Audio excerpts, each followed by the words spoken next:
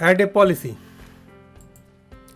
Now that we have changed our target endpoint in the previous lecture, we are ready to add a policy to our proxy. A policy is an APG component that can be attached to different points in the message flow through the API proxies, and they can perform various tasks like transform message formats, enforce access control, examine message contents for threats, and authorize users, and much more. Now I have already logged to APG console or APG UI, and I bring my earlier created my proxy, API proxy, and let me click the develop tab. Okay, and then our target of importance is preflow for the proxy endpoint. So let's click the default preflow. So preflow, and then click on this step, and this gives us all the policy instances, and what I am interested is in XML to JSON. And if I click on add and then save, so here this is the request preflow and this is the response preflow. Okay, and let's inspect this code, endpoint default.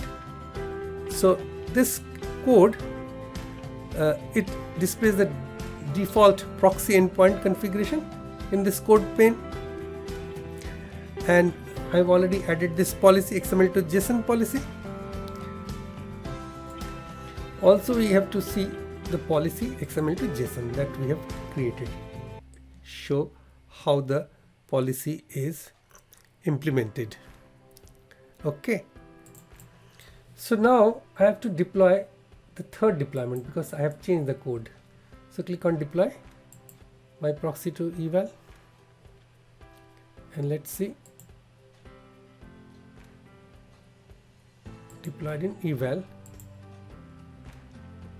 Let's see, eval, deploying revision 3 to eval. Okay, let's wait. We'll come back after this revision 3 is over deploying. So now the revision 3 is fully deployed, so I'll bring back the Google Cloud again.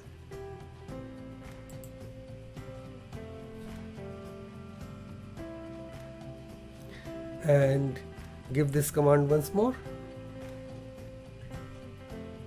Now this time this actually prints the output or the response to the request in a JSON format. So this is the JSON format. Okay, this is the JSON format.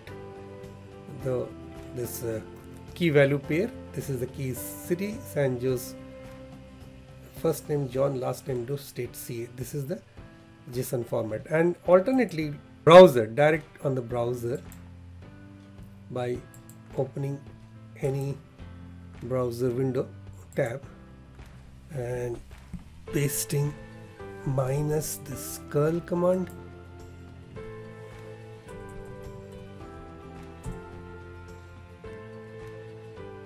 So you got this JSON output, JSON response.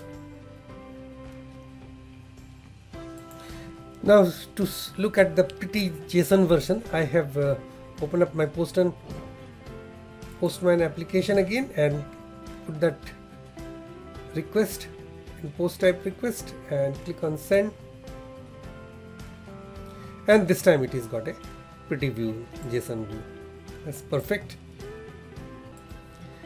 Now to get the request and response header, I issue these flags curl minus VS, verbose and suppress.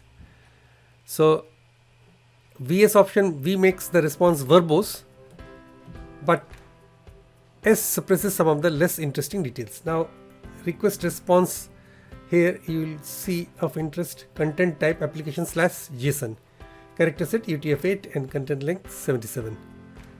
Alright.